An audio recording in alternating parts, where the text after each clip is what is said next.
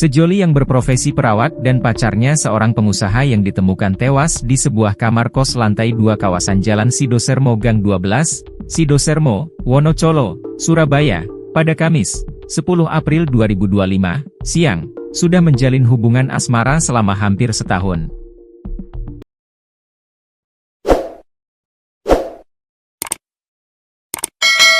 Informasinya, kosan yang menjadi lokasi penemuan jasad tersebut, disewa sejak awal tahun 2024 oleh korban wanita, berinisial Na, 31, warga Tunggun Jagir, Mantuk, Lamongan, yang diketahui berprofesi sebagai perawat di sebuah rumah sakit swasta kota Surabaya.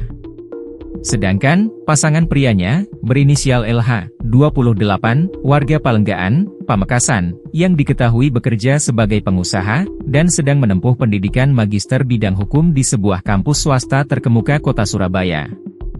Kabarnya, dalam waktu dekat mereka bakal melangkah pada jenjang hubungan yang lebih serius yakni pernikahan. Namun, takdir berkata lain. Keduanya ditemukan tewas secara misterius di sebuah kamar kosan lantai 2 di kawasan jalan tersebut. Sehingga pupus rencana keduanya untuk menikah.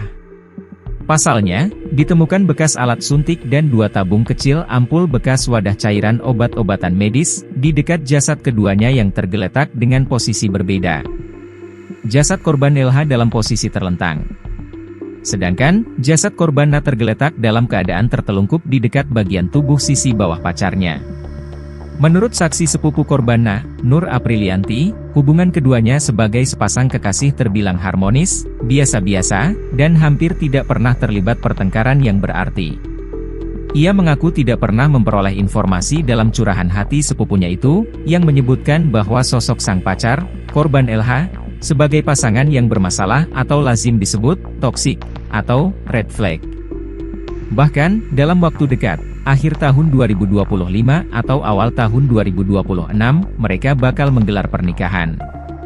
Namun, mengenai tanggal pastinya, ia tak mengetahui. Yang jelas, beberapa informasi yang pernah didengar langsung dari korban Na semasa hidup.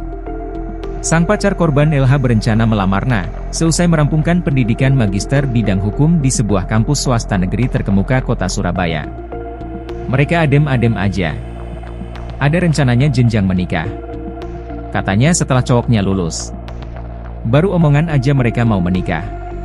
Perkiraan tahun ini, ujarnya saat ditemui di lokasi, di sela proses evakuasi jasad kedua korban yang dilakukan petugas kepolisian.